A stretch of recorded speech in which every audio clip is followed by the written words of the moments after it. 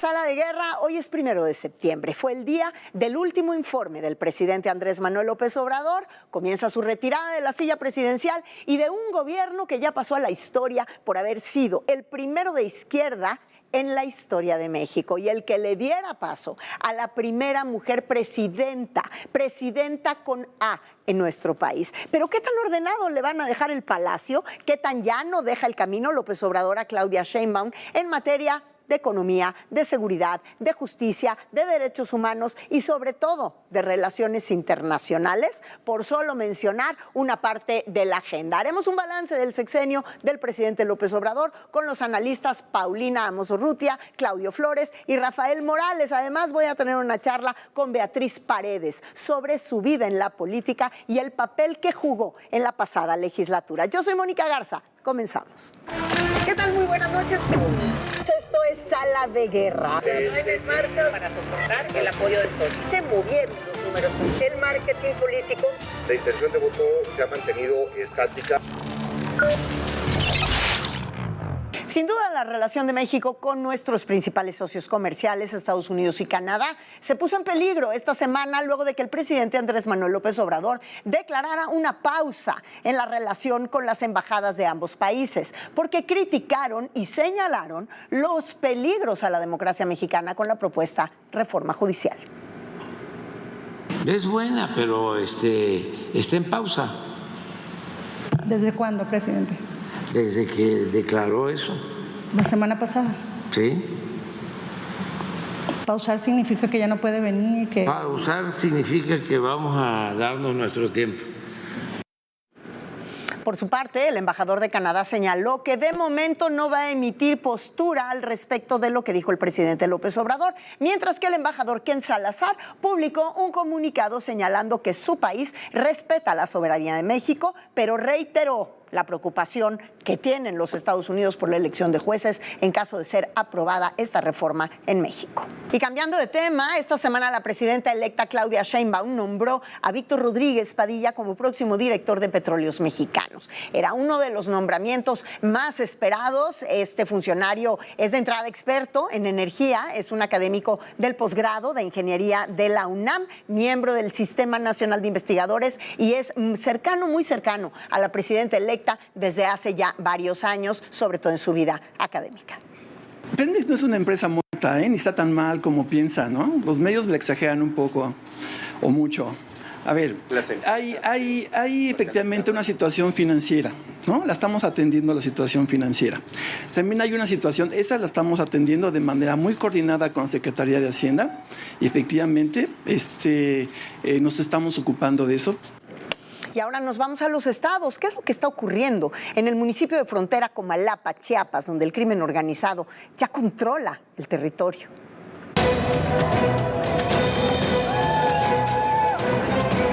En estos momentos, el estado de Chiapas vive una situación grave de violencia y desplazados por el crimen organizado, específicamente la región fronteriza con Guatemala y el municipio de frontera, Comalapa, es centro de un enfrentamiento entre el cártel Jalisco Nueva Generación y el cártel de Sinaloa. Incluso se habla de la operación de un nuevo cártel llamado Chiapas y Guatemala. En medio del enfrentamiento de estos grupos del crimen organizado quedan los ciudadanos que denuncian secuestros de hombres, mujeres y niños. Han cerrado sus negocios y muchos de ellos ya han sido forzados a trabajar para el crimen organizado. Los propios habitantes de frontera Comalapa publicaron un comunicado donde denuncian que los cárteles amenazan con asesinarlos o desaparecerlos en caso de no cooperar con ellos. Los ciudadanos piden de manera urgente que el gobierno de México intervenga para recuperar la paz en la región. Este conflicto inició desde el 2021 y ha provocado que buena parte del territorio del sur de Chiapas esté plenamente controlado por el crimen organizado. Si bien hay presencia del Ejército y la Guardia Nacional, no es suficiente para resolver la urgente necesidad que tienen los ciudadanos chiapanecos para continuar su vida sin miedo. Y bueno, para hablar de lo que sucede precisamente en Chiapas, me enlazo con el periodista que le ha dado seguimiento desde hace meses. Y no solamente eso, desde hace meses, Jorge Fernández Menéndez viene advirtiendo que las cosas en Chiapas se iban a poner lo terrible que hoy están. Gracias, Jorge, por estos minutos. Muy buenas noches. Mónica, muy buenas noches. Es un placer estar siempre contigo, con todo tu auditorio. Y sí, mira, Chiapas desde hace meses, muchos meses, veníamos diciendo que había todos los componentes para que hubiera un estallido en Chiapas. Un estallido en términos sociales, en términos políticos, un estallido por la cantidad, primero por la desidia del gobierno y luego por la cantidad de factores que estaban influyendo en el Estado, desde los grupos criminales interviniendo en la migración, en el tráfico de personas, en el tráfico de drogas, un gobierno estatal que no funciona en ningún sentido, la corrupción, la penetración de los grupos criminales en las áreas de gobierno, incluyendo en forma notoria la Secretaría de Seguridad. Entonces, es una situación, creo yo, Mónica, intolerable, imposible de mantener en los márgenes que están actualmente. Es más, yo vengo insistiendo mucho en un tema, Mónica, no estamos ante un tema de seguridad. Aquí no hay un desafío de seguridad pública. Aquí lo que hay, y es muy diferente, es un desafío de seguridad interior y de seguridad nacional. Y de gobernabilidad, Jorge. Eso. Y de gobernabilidad. Sí, ¿Qué salida le va a dar bueno, como tú bien lo dices, la salida no se la pudo dar el gobierno del presidente Andrés Manuel López Obrador? ¿Qué salida le podrá dar el gobierno de Claudia Sheinbaum a toda la población de la entidad que hoy se encuentra pues literalmente secuestrada, aterrorizada? Mira, cuando decíamos un tema de seguridad interior, cuando tú hablas de seguridad interior es que las instituciones del Estado no funcionan. O sea, alguien está cumpliendo las funciones que debería cumplir las instituciones del Estado. Seguridad nacional es porque tienes libre la frontera, bueno, no la tienes libre, la tienes ocupada por los grupos criminales, entonces tampoco la controla el Estado. Cuando tú no controlas las fronteras del país, tienes un problema de seguridad nacional. Cuando tú tienes problemas de seguridad pública, tiene que entrar la policía, la Guardia Nacional, otro tipo de mecanismos. Cuando tú tienes problemas de seguridad interior y de seguridad nacional, así lo dice la Constitución, tiene que entrar la fuerza militar. Es un tema que tendrá que ser trabajado con fuerzas militares. Cuando tuvimos en una situación absolutamente, completamente diferente, que no tenía nada que ver con esto, en el 1994, la aparición del EZLN, sí, lo que intervinieron fueron las fuerzas militares. Esto que estamos viviendo ahora es infinitamente peor que lo que tuvimos en 1994. Ahí había una lucha política, ideológica, sí, hubo negociaciones, San Andrés y demás.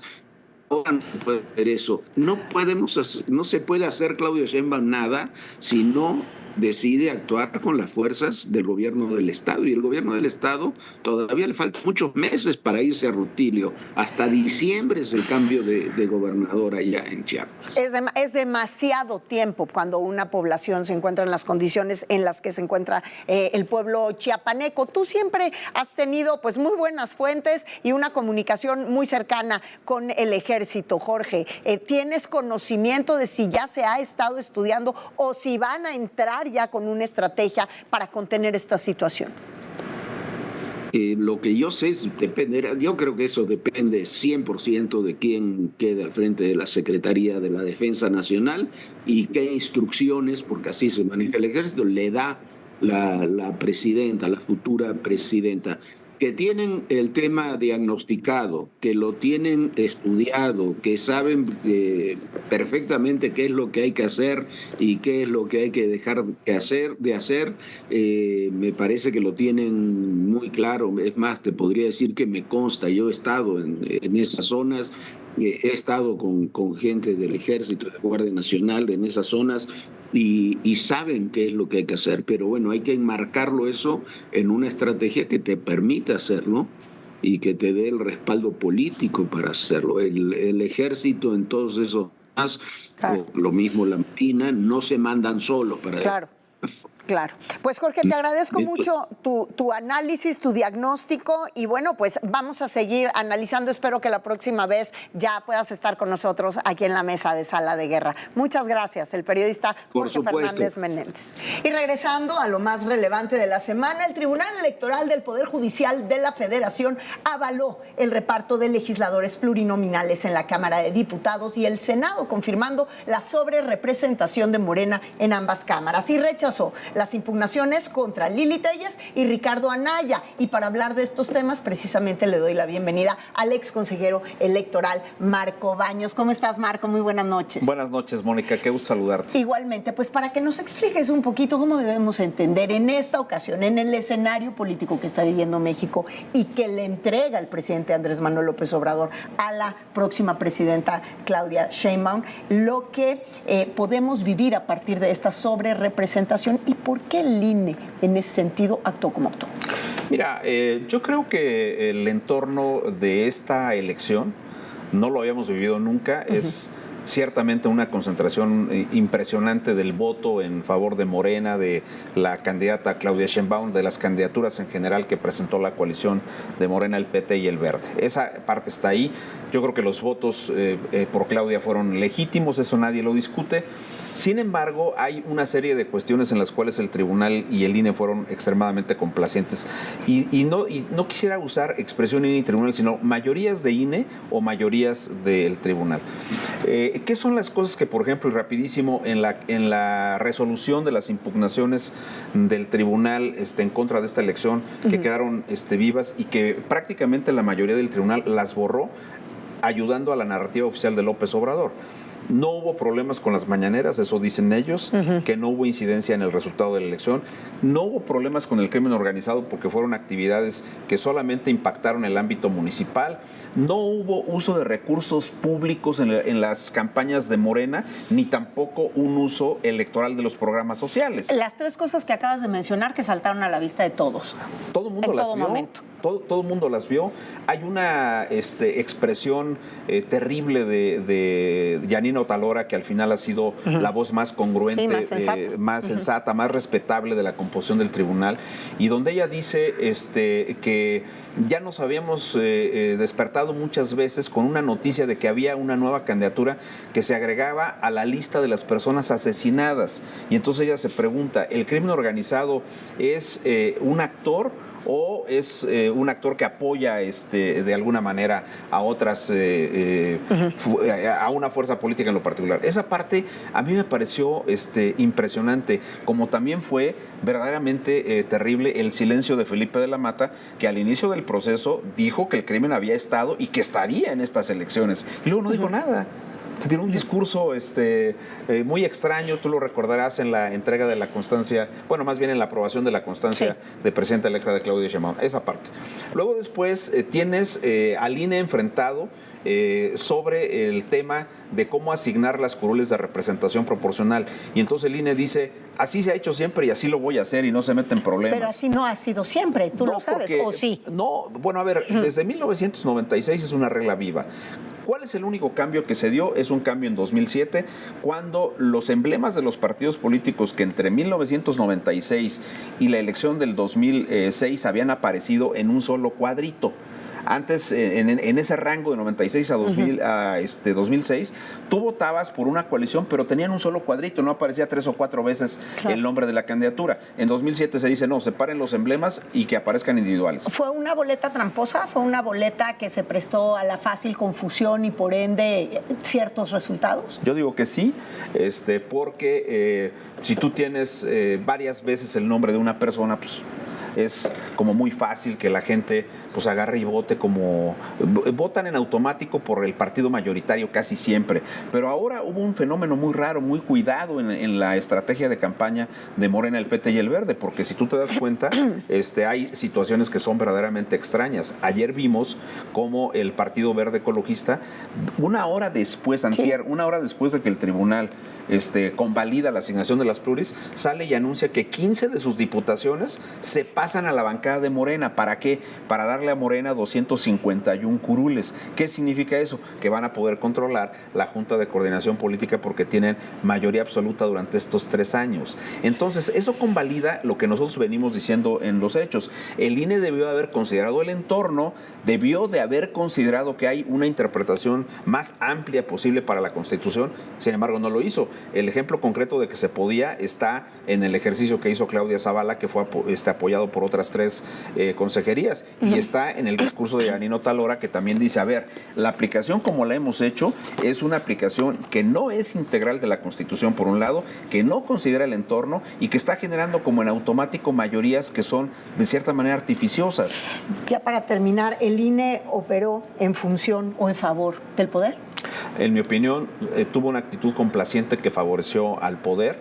Lamentablemente una mayoría de ciertas consejerías sesgadas en favor del poder, como también una mayoría muy sesgada de Mónica Soto, Felipe Fuentes y Felipe de la Mata. Estas tres magistraturas que también fueron extremadamente complacientes con el poder y que están generando un escenario donde vienen en cadena una especie como de cascada de reformas constitucionales que hacen, y lo termino así, Mónica, una disolución de los controles del ejercicio del poder que se habían construido en 35 años. Ahora es un poder hiper poderoso, es un poder que no tendrá frenos, contrapesos y que podrá hacer lo que quiera con este país. Tendremos que empezar por buscarle un nombre distinto al régimen político mexicano, porque después del 2 de junio y después de las decisiones de esta semana, México no es el mismo. Pues México no es el mismo. Marco Baños, muchísimas gracias, como siempre, por aceptar Mónica, la invitación a platicar este tema. Y hoy, domingo 1 de septiembre, el presidente Andrés Manuel López Obrador presentó su último informe de gobierno. Le quedan 30 días a su sexenio y en un momento vamos a hacer un balance de su gobierno, pero primero su mensaje. Este domingo 1 de septiembre, el presidente López Obrador presentó su 6º y último informe de gobierno en el Zócalo capitalino. Recapituló el trabajo que su administración llevó a cabo en distintos ámbitos. Cada mes salen de la pobreza 100,000 mexicanos. Todos los adultos mayores del país reciben una pensión de 6,000 pesos bimestrales. Desplazamos a China y a Canadá y hoy somos el principal socio comercial de Estados Unidos. Enfatizó que aún en el último año de su gobierno presentó varias iniciativas y se dijo satisfecho con los resultados. Mostró también su confianza a Claudia Sheinbaum como próxima presidenta constitucional. Me voy también tranquilo porque a quien entregaré la banda presidencial por mandato del pueblo es una mujer excepcional, experimentada, honesta y sobre todo de buenos sentimientos, de buen corazón. Claudia Sheinbaum Pardo. Para ADN 40, Carmen Sánchez, Fuerza Informativa Azteca. Nos vamos a una pausa comercial, pero antes les dejo con la efeméride de esta semana. Me fui a una de las glorietas más emblemáticas de la Ciudad de México a recordar lo que por ahí un 4 de septiembre sucedió hace 55 años. Volvemos.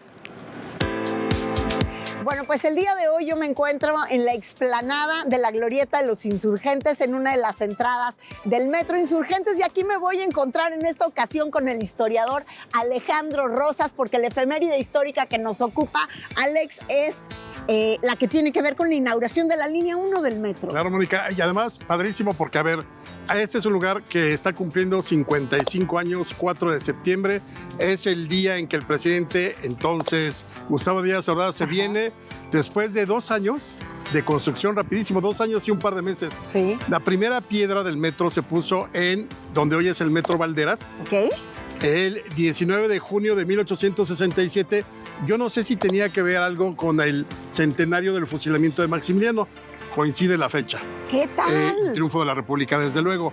Pero lo interesante es que ahí ponen la primera piedra, va el regente que era Corona del Rosal. Ajá. Nada más ahí no va el presidente, y en 26 meses se echan toda esta primera línea 1 del metro, que correría en esa primera etapa desde Insurgentes hasta Zaragoza. Sí. Entonces viene el presidente, entra por donde vemos una de estas puertas se ven las colas llenas y todo llega muy temprano, un poquito antes de las 6, si no mal recuerdo, de la mañana. Ajá.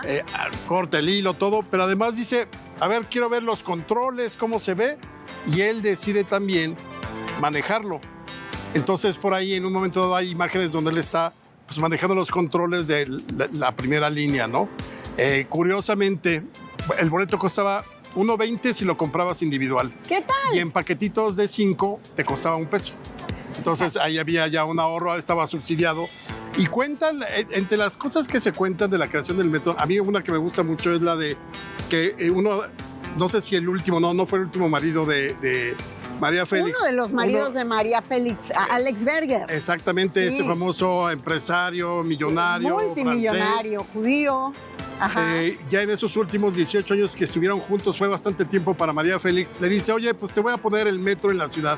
A ti que te gusta presumir de que la Ciudad de México es cosmopolita y glamorosa, ahí va el metro. Y entonces parece ser que fue el gran intermediario. Él fue, sobre todo, el que puso gran cantidad de dinero, ¿no? Lo hace ICA, con Bernardo Quintana. Sí. Él interviene mucho para algunos préstamos más, pero a partir de ese 4 de septiembre tenemos metro en la Ciudad de México que luego crecería a muchas otras líneas. Con razón hay quien dice que le deberían de poner una estatua aquí a María Félix, porque gracias a ella se financió esa primera inauguración. Oye, y fíjate, fue tan importante la glorieta, no solamente por el metro y lo que significaba, que a finales de los 80 aquí se filmó la película de Arnold Schwarzenegger, El Vengador del Futuro. ¡Ándale! Entonces se veía una ciudad totalmente futurista, me parece que en Marte, y aquí se hizo toda la grabación. Por ahí deben de estar las escenas de la glorieta de los insurgentes como el gran, digamos, escenario para la película El Vengador del Futuro de Arnold Schwarzenegger.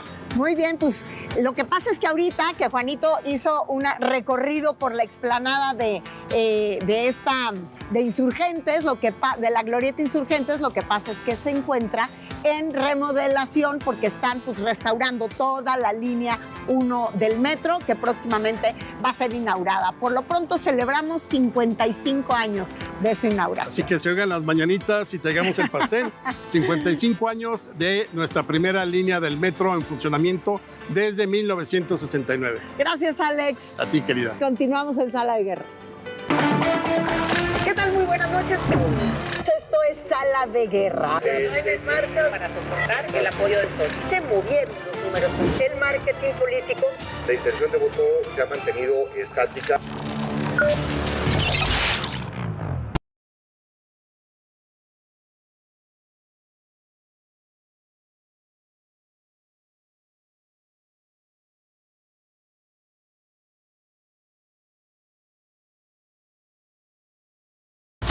Te acompañamos todo el año.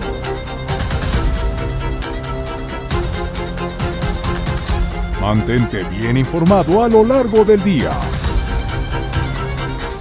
En tus espacios favoritos. Somos tu central de noticias de confianza.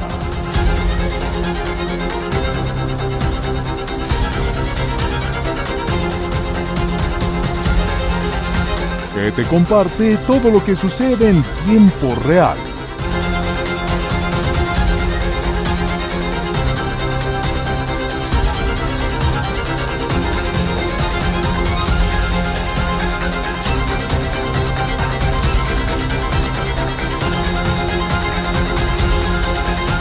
ADN 40. Siempre conmigo.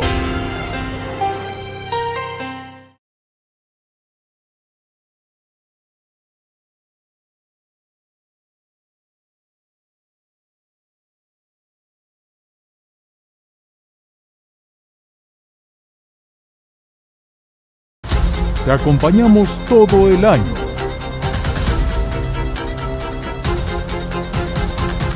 Mantente bien informado a lo largo del día. En tus espacios favoritos. Somos tu central de noticias de confianza.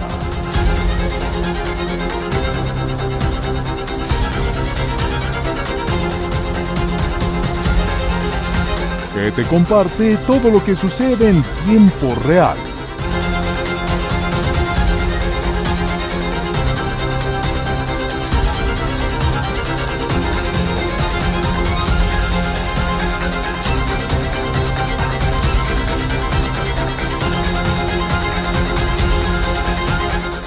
ADN 40.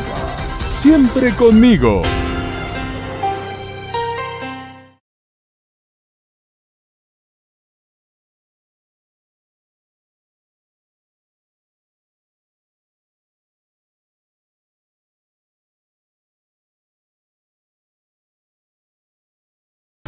Te acompañamos todo el año.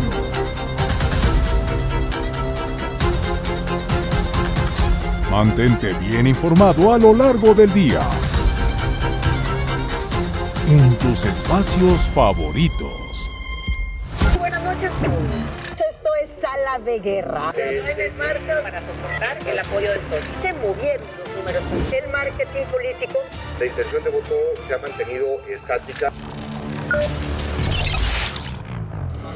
Gracias por continuar con nosotros en Sala de Guerra. Y bueno, como bien sabemos, concluyeron los trabajos legislativos de la legislatura número 65 y con ella la de muchos legisladores y muchos de ellos emblemáticos, sobre todo políticos emblemáticos en la política moderna de nuestro país. Entre ellos, la hoy ex senadora Beatriz Paredes, a quien recibo con muchísimo gusto, como siempre, en el estudio. Beatriz, gracias por estar aquí.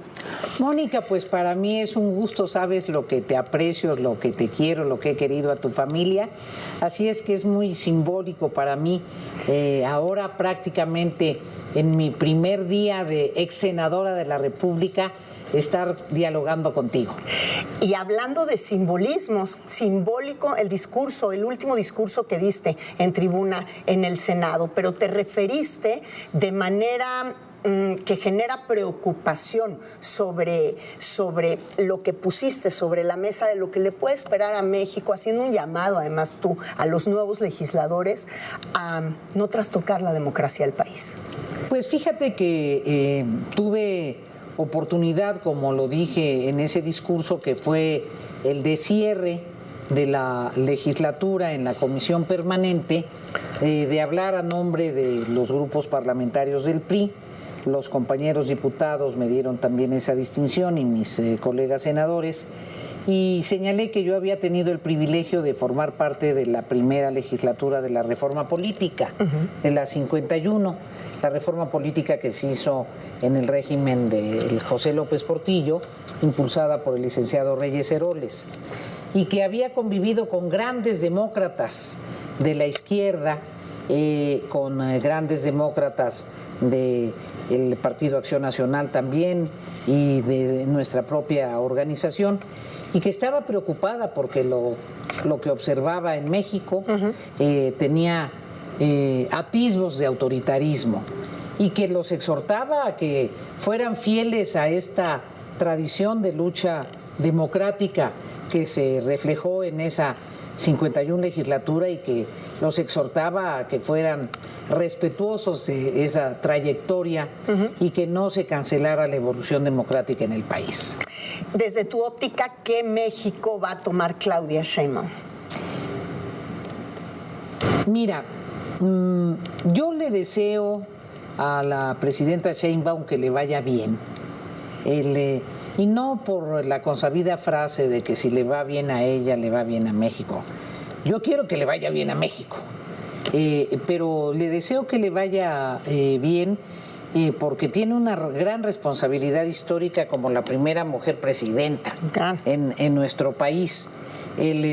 Y porque creo que estamos en un momento muy complejo, que se ha logrado barnizar esa complejidad, y a veces el creerse los otros datos no es la mejor manera para tomar las decisiones correctas.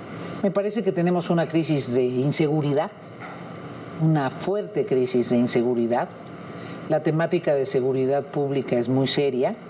La decisión de Estados Unidos de entrometerse en la vida interior de la seguridad pública mexicana es una decisión muy severa, que hay que analizar de fondo cuáles fueron los elementos que llevaron a esa posición extrema.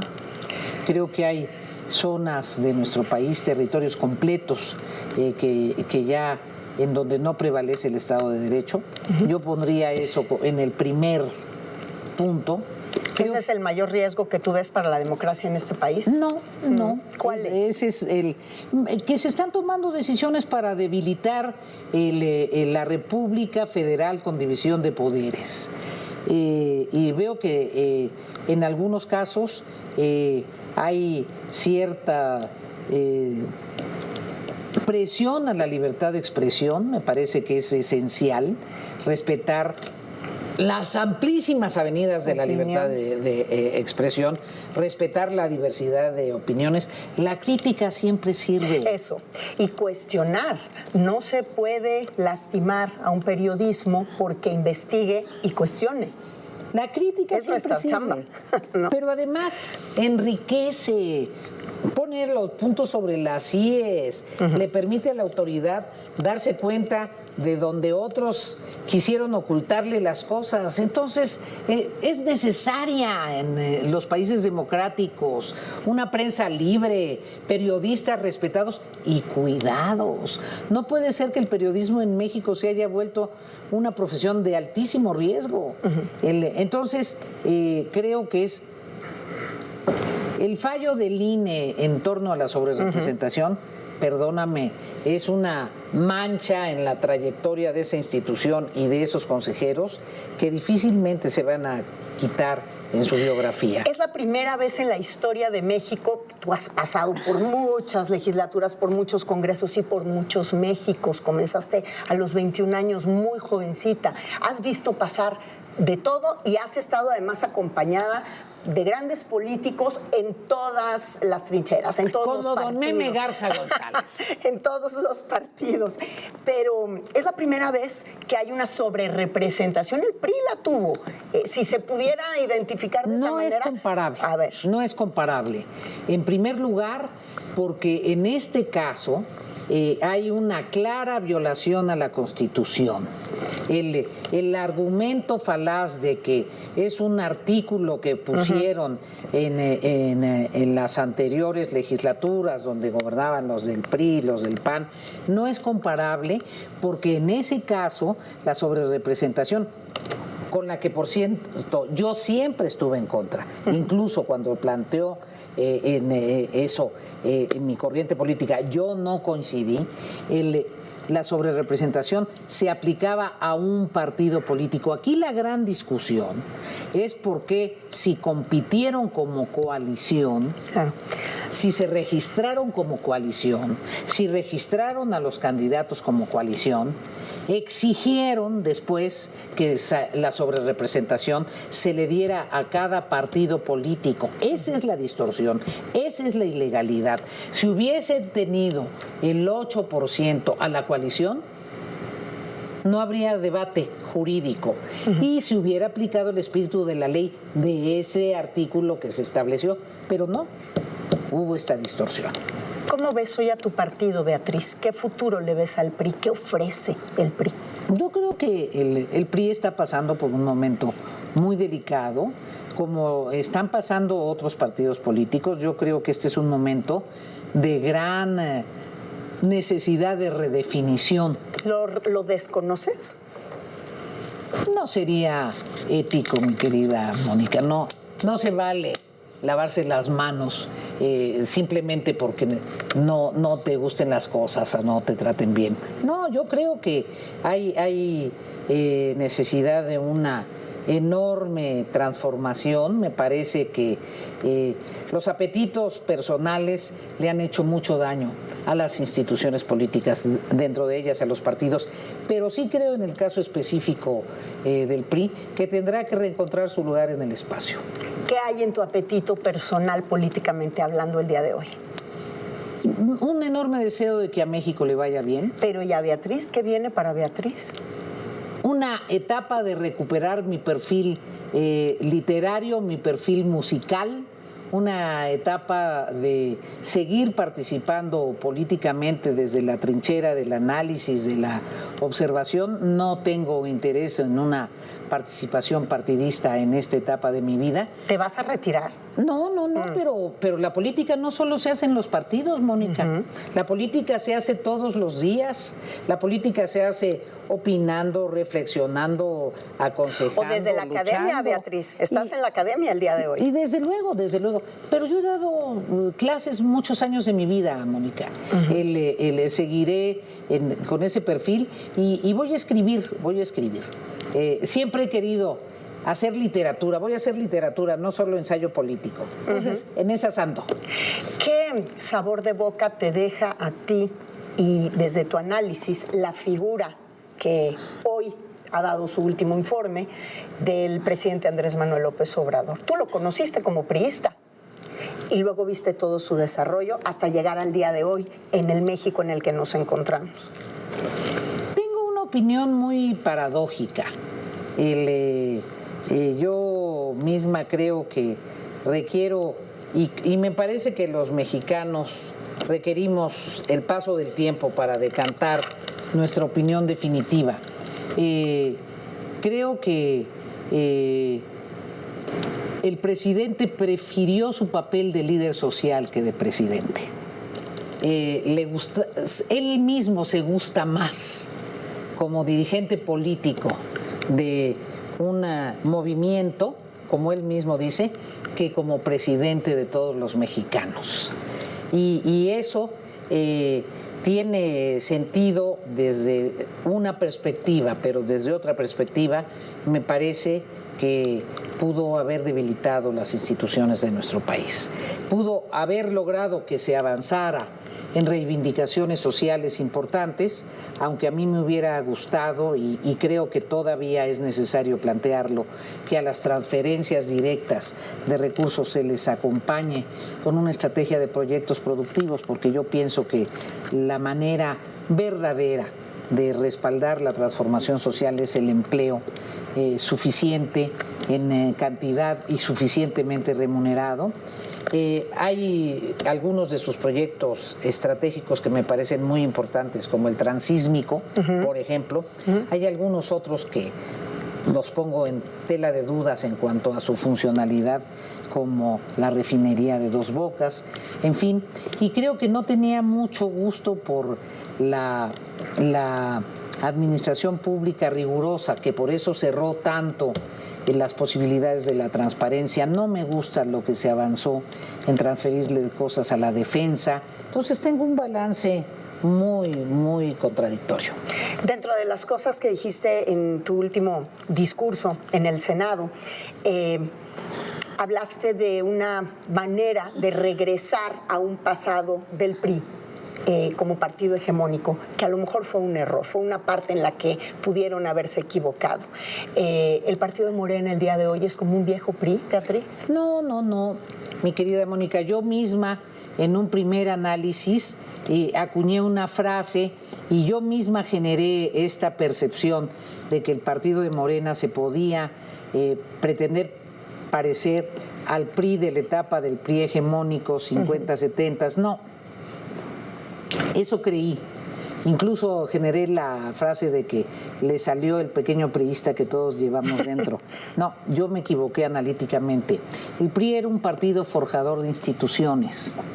Morena no se ha revelado como un partido forjador de instituciones, al revés, ha socavado a muchas instituciones y esta embestida contra los órganos autónomos, que son instituciones democráticas importantes para darle más certidumbre a la sociedad y para no fortalecer la toma de decisiones cerrada a oscuras, es muy grave. Entonces, no se percibe a Morena hasta ahorita como un partido que genere y respalde y forje instituciones. El PRI fue un partido gran forjador de instituciones. Y no estoy defendiendo al PRI, estoy haciendo un análisis histórico.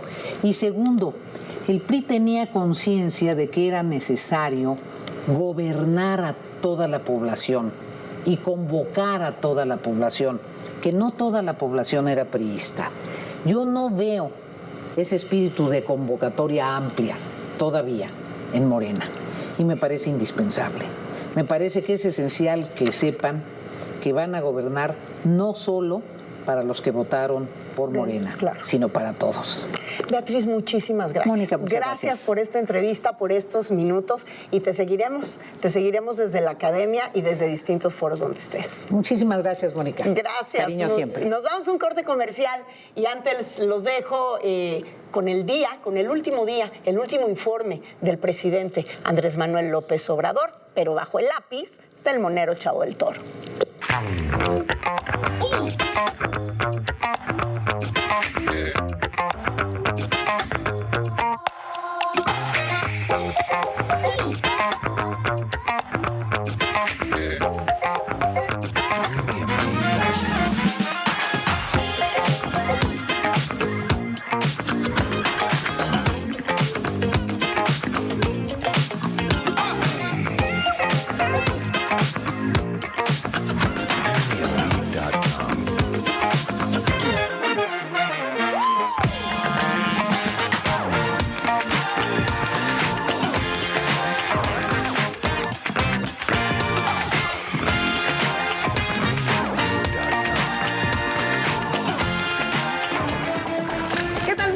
Esto es Sala de Guerra. En marcha para soportar el apoyo del todos. Se movieron los números. El marketing político. La intención de voto se ha mantenido estática.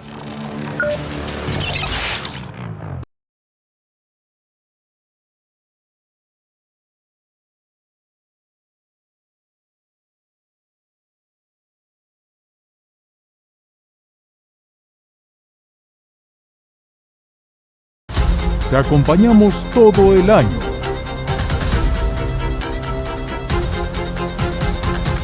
Mantente bien informado a lo largo del día. En tus espacios favoritos. Somos tu central de noticias de confianza.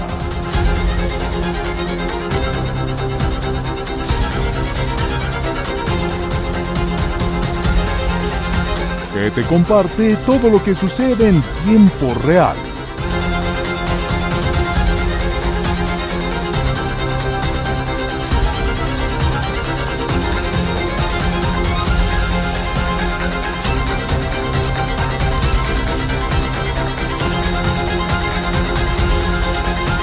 ADN 40.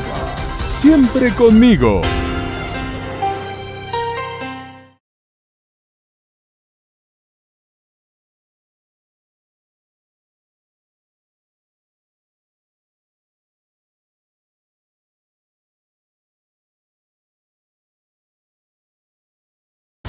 Te acompañamos todo el año.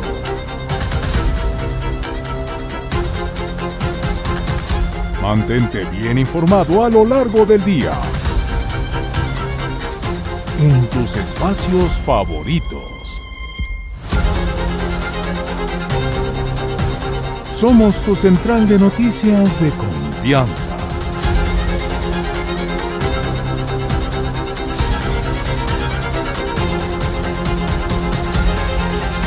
Que te comparte todo lo que sucede en tiempo real.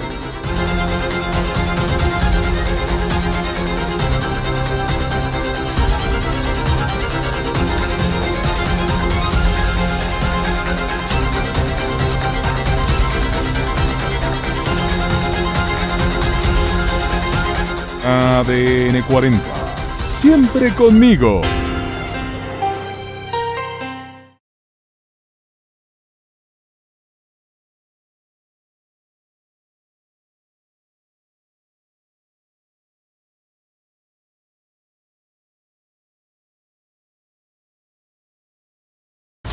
Te acompañamos todo el año.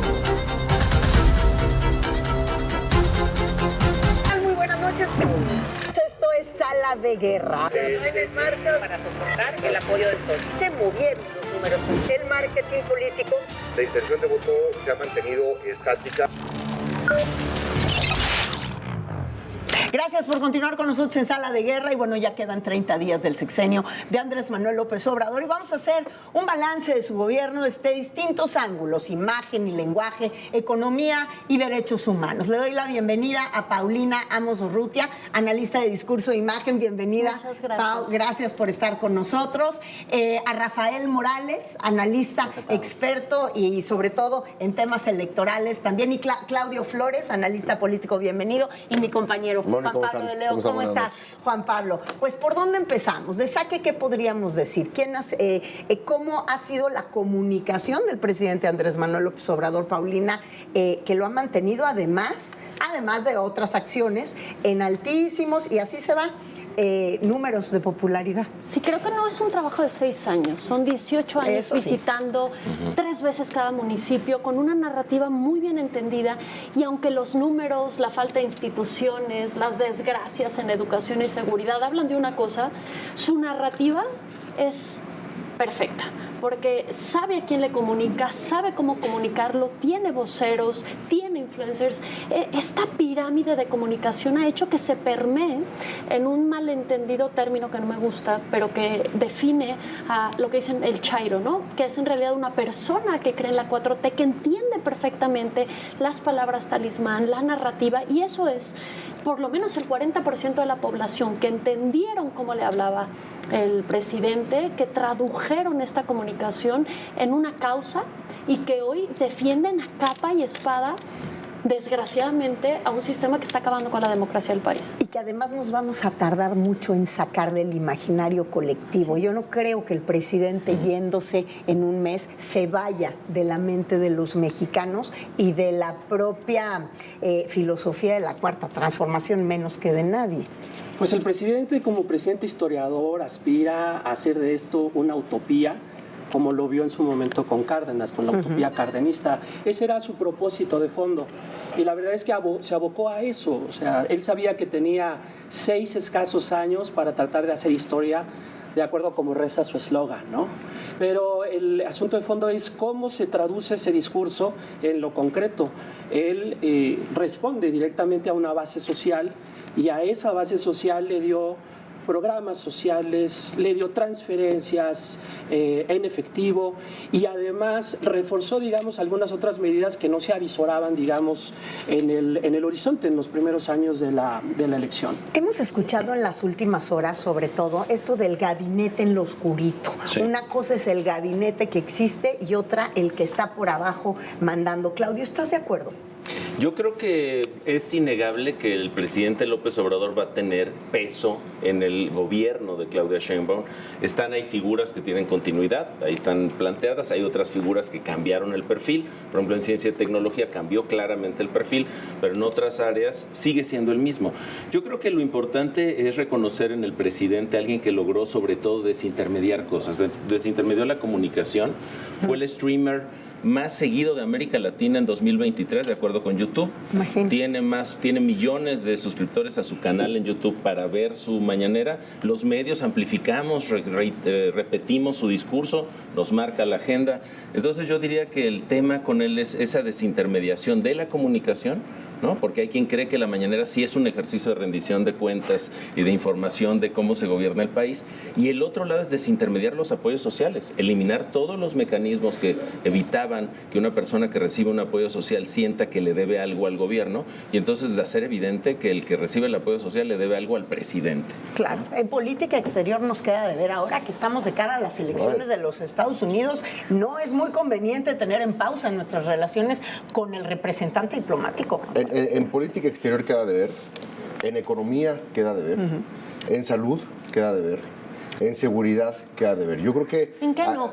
¿En qué no? Pero a ver, y regreso a lo que ustedes están comentando, me parece que esa habilidad que tiene con respecto, uno, a la narrativa y dos, al efecto teflón, en donde tú veías en el tema de los votos, por ejemplo, que era lo que más le preocupaba a las personas que votaron, el tema de la seguridad y el tema de la economía. Es decir, él en este último año, en cuestiones de crecimiento, está por abajo del 1%. México es el segundo peor país en cuestiones de crecimiento en toda la región de América Latina y América del Norte. Es un crecimiento lo suficientemente bajo como para entender que no lo hemos visto hace más de 40 años en cuestión de crecimiento, menos del 1%. En cuestión de seguridad, desaparecidos y muertos, números sin precedentes. En cuestión de salud, el aumento de los medicamentos y la falta de acceso al sistema público de salud. El sistema de política exterior, como bien dices, más allá de haber roto acuerdos, el nulo avance que hubo con respecto a la presencia de México en el mundo. A pesar de todos estos números, las personas emitieron su voto por Morena. A pesar de todos estos números, ganó Claudia Sheinbaum. Yo creo que el tema que comentan con respecto a la narrativa y el tema que comentan respecto también a los programas sociales, al pequeño aumento del 7% en el salario mínimo, fueron sumado precisamente todo bajo esa narrativa, empaquetado bajo esa narrativa, fueron lo suficientemente fuertes como para pensar que esa aprobación del 70-73% del que tú hablas, pues es con el que va a salir. Pero una cosa es la percepción y la narrativa y la magia de comunicación, y otra cosa es la realidad de cómo sale el presidente López Obrador. Y además se lo operó, y tú estarás de acuerdo, Rafa, en esto, como alguien que estaba haciendo campaña durante 6 años. También el presidente supo nunca dejar de hacer campaña en favor de su figura fuertísima. Esto no se lo hereda a Claudia Sheinbaum, porque Claudia Sheinbaum va a tener que llegar a gobernar de una manera diferente, sin esa popularidad y sin ser Andrés Manuel López Obrador. ¿Qué opinas? Sí, no. O sea, la popularidad no se transfiere, eso es algo que todos tenemos muy claro, pero va a quedar el halo de la figura, de la sombra del presidente. Porque se puede ir diluyendo. Ahí va a estar. Sí, no. Es decir, lo que deja el presidente realmente es una imagen muy fuerte en el imaginario social. Digamos, planteándolo en términos muy sociológicos, y sobre eso va a tener que ir construyendo su propia imagen la futura presidenta. No es cosa menos, porque ella tiene que hacer que su figura se engrandezca como jefa de Estado. Pero teniendo la herencia de este presidente tan poderoso, pues la verdad es que se avisora un gobierno para Claudia Sheinbaum complicado en términos de la construcción de su nueva imagen. ¿Qué opinas? Se ha mimetizado, la oyes hablar y ahora habla como él, pero el problema no es tanto que hereda la popularidad, porque eso es complejo, y el parricidio que todos los presidentes cometen cuando se separan para ella será mucho más complicado. Aquí el problema es que sí herede la autoridad, porque ahora vimos cómo ella quería separarse, hacer más lento el proceso de la reforma judicial, y una comidita en Palacio Nacional, y se cuadró a lo que dijera el presidente. Hoy gobierna el presidente, vamos a ver si en un mes, 2, 6, un año gobierna ella o gobierna él. Esa es la clave. Esa es la gran pregunta, Claudio. Por ejemplo, una pregunta muy específica, ya que va a haber continuidad de las mañaneras, es si Claudia Sheinbaum va a poder hacer suyas las mañaneras, un espacio, diría yo, el más importante de comunicación y de operación de este gobierno, que prefirió, digo yo, comunicar que gobernar. Por eso. 1, 2, 3, probando, mano. Va. Logró hacer suya la mañanera, no va a ser cuántos views tiene en YouTube, o no va a ser cuántas personas se aclientan con ese contenido. En realidad, la pregunta clave es si va a lograr controlar la agenda noticiosa, como lo ha hecho el presidente de manera sistemática. Si revisamos estos 6 años, ¿cuántos días, así literalmente, perdió el control de la agenda informativa nacional? Y esos días justo es donde perdía puntos en popularidad, y cuando lograba ciclos de 5 o 6 semanas controlando la agenda, mantenía esa popularidad. Entonces hay que preguntarse con Claudia Sheinbaum si va a tener el perfil, porque hay que decirlo, es un escenario que tiene más que ver con el espectáculo y la fe, diría yo, que con un escenario de ejercicio de gobierno. Me quedo de lo que acaba de decir Claudio con el tema de la agenda noticiosa. Tú, Juan Pablo, tienes un espacio diario noticioso. Vimos este viernes cómo se organizó en Palacio Nacional pues una especie de Palero Fest, ¿no? Con toda los youtubers y esta prensa alternativa alrededor de eso, y eso es algo que también se padeció en el periodismo mexicano los últimos 6 años, y el peligro es la continuidad de querer generar ese tipo de periodismo. Sí, y entender que para el poder la crítica es necesaria, y la crítica existe a partir de la prensa. La prensa legitima, por supuesto, porque la prensa está para revisar al poder, no solo al poder, sino a los poderes, porque son a final de cuentas muchos poderes, y uno de los sellos con los que gobernó gobernó Andrés Manuel López Obrador fue la intolerancia a esa crítica y la intolerancia a cualquier cuestionamiento en la revisión de los pesos y contrapesos, que a final de cuentas es la labor que tiene la prensa en ese sentido, pero que fue muy criticada. Yo creo que lo que vimos el viernes en Palacio Nacional fue muy triste y fue muy ilustrativo de lo que ha sido el sexenio de estos 6 años. Cómo se sembraban preguntas, cómo se utilizaba el púlpito presidencial para atacar periodistas y atacar el periodismo en general, y cómo se premiaba con acceso y con otro tipo de cuestiones, incluso hasta financieras, a los periodistas, o más bien a la comunicación que apelaba a la cuarta transformación. Y creo que eso es uno de los principales ellos con los que también sale Andrés Manuel López Obrador, que es el apuntar el dedo y en poner en peligro a la prensa, incluso con el repudio de la comunidad internacional, específicamente con el caso de la periodista del New York Times. Y lo que vimos el viernes pasado, eso es en realidad lo que es una prensa pagada, es una prensa servil y es una prensa que ayuda a este elemento de comunicación del que hablaba Paulina para poder permear esa narrativa Yo no estoy de acuerdo en que sea prensa, perdón, nada más no, de acuerdo, decirlo, de acuerdo. Creo que son parásitos del ejercicio periodístico porque no comparten el etos de la profesión, códigos deontológicos, son propagandistas a sueldo, hay que llamarles como son. Me quedan 2 minutos, tu conclusión, Claudia. Pues es un gobierno con claroscuros, hay algunas cosas que salieron bien. Me parece que el aumento al salario mínimo tuvo un efecto inmediato sobre lo que es el grupo de población que se encuentra en pobreza, pero por otro lado hubo otras áreas donde definitivamente no hubo buenos resultados. No se encontró la fórmula para resolver el tema de la inseguridad en el país. No, este gobierno de izquierda no encontró la manera en contener los crímenes tan graves que vemos todos los días en la televisión. Y por otro lado también pues está el tema de salud.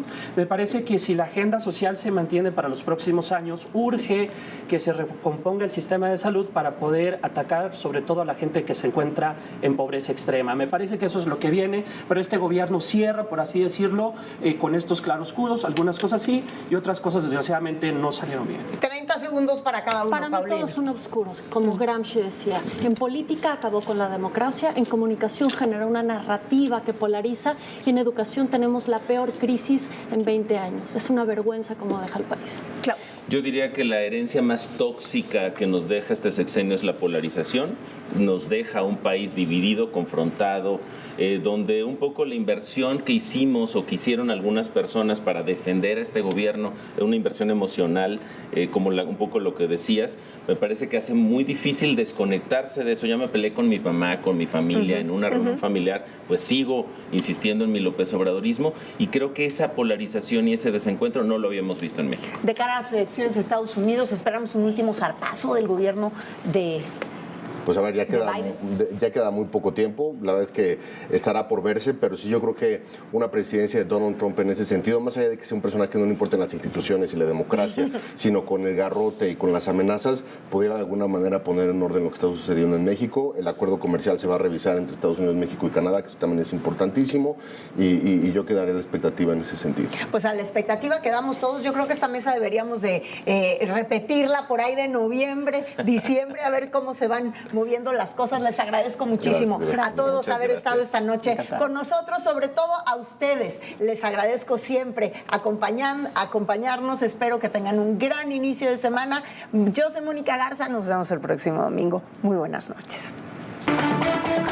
¿Qué tal? Muy buenas noches. Esto es Sala de Guerra. En marcha para soportar el apoyo del PSOE. Se movieron los números. El marketing político.